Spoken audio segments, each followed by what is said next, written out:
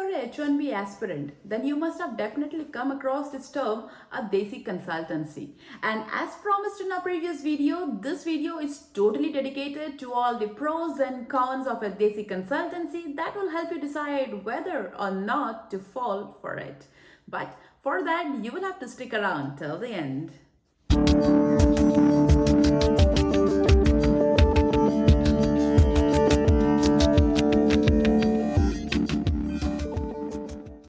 Hello, namaste, welcome to my channel. I am Pragnya Mishra, your visa and immigration guide. In this channel, we discuss everything related to visas, immigration, studying abroad, working abroad. In short, we discuss about going global. And yes, if you're interested, do not forget to hit the subscribe button and we will keep you updated with all the latest updates. Desi consultancies, which are also known as the necessary evil for today's market. Well, whether it is true or not depends on the pros and cons that we will be discussing in this video today. And yes, you have to wait until the end so that you can figure out whether this Desi consultancy is meant for you or not. So let's get started. Starting with the pros of the Desi consultancy, what are the major advantages of a Desi consultancy? The first and foremost, they give you a H1b sponsorship even without a job offer. Yeah, this is exactly how the Desi consultancies work.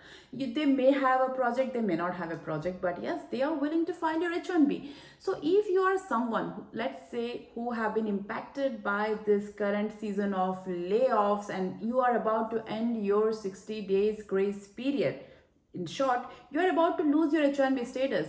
In that case, definitely a Desi consultancy will come to your rescue as they will be willing to file for your H1b visa. The second advantage of a Desi consultancy is that it's of a huge help to the H4 holders. H4 holders who are the unused workforce of US.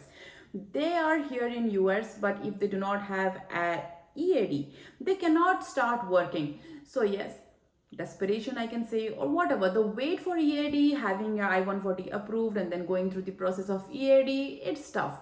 So what to do? In the meantime, H4 holders can also take the advantage of Desi consultancies who will be willing to file their H1b visa, and yes, if selected in the lottery, you have got a chance to start your H1b via a Desi consultancy. So basically, these are the two major advantages that the Desi consultancies offer you. That is a H1b offer in cases of emergency.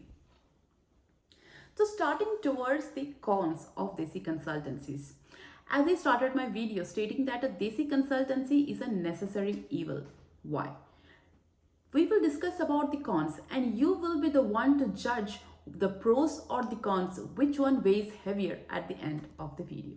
So the very first thing, what is that is very upsetting about a Desi consultancy? The major con is that the rejection rate.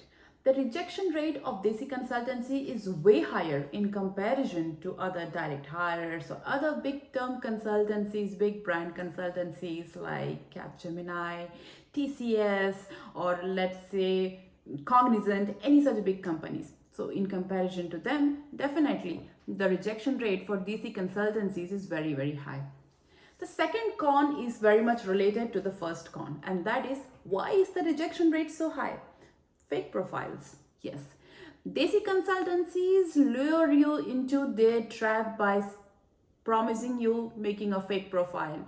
Let's say you are having an experience of 4 years, but they have a project which requires an experience of 10 years. And this is what the Desi consultancies do. They prepare fake resumes, fake profiles, hyperstating your experiences. Maybe you do not have that experience which they state on the profile that they make for you. And yes, the quality of staffing definitely goes down. And yes, even if you get a project on this basis, you are not going to last there long, right? Not only this, Desi consultancies also promise you interview assistance. So what is this interview assistance? In fact, interview assistance means they will be guiding you towards the in the interview process. Guidance doesn't mean they are going to train you something for the interview. It means they will be literally answering for you. This is what the Desi consultancies do. Believe me, I've seen so many people like this who during the interview process, you can directly call them out as being fake. They keep looking here and there, answering questions, and this is what the Desi consultancies do. They start giving interviews on your behalf in order to get you a project. The next major con about a Desi consultancy is overwork.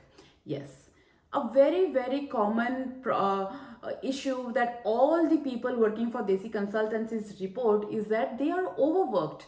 You are having a talent for something, you should be working for a certain limit of hours, but yes, if you're working for Desi consultancies, welcome to the trap. Be ready to overwork yourself, forget your social and family life. This is what Desi consultancies usually do.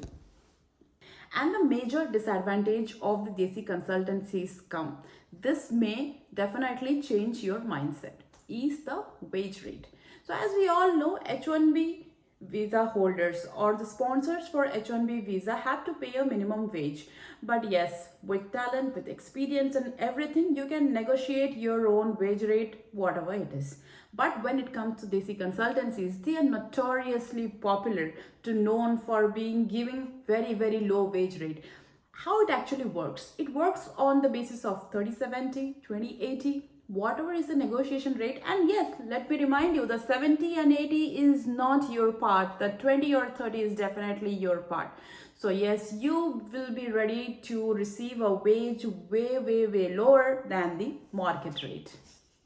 So this was my analysis regarding the pros and cons of a Desi consultancy. Now you know that what you are going to gain and what you are going to lose if you're being approached by a Desi consultancy or if you're falling for a Desi consultancy.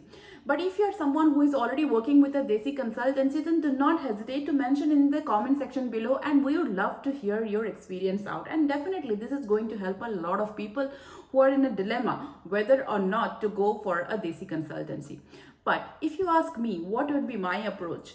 Go for a Desi consultancy when you're in emergency. Let's say 60 days grace period for H1b holders under layoff. Let's say 90 days grace period for F1 students who are about to complete their OPT period. Or let's say your EAD is taking all the time in the world. You do not have a chance at EAD in the near future for H4 holders. Then definitely a Desi consultancy would be the rightest recommendation for you. But yes, if you're having some experience in the industry, if you're ready to upscale yourself, then definitely go for direct hire. Do not fall into this vicious trap. Well, the decision is all yours to make, and we would love to see in the comment section below about the experiences of other people who are working with Desi consultancies. In the meantime, do not forget to subscribe to our channel, as we will come back with another interesting topic and new updates. Till then, stay safe, stay healthy. Thank you.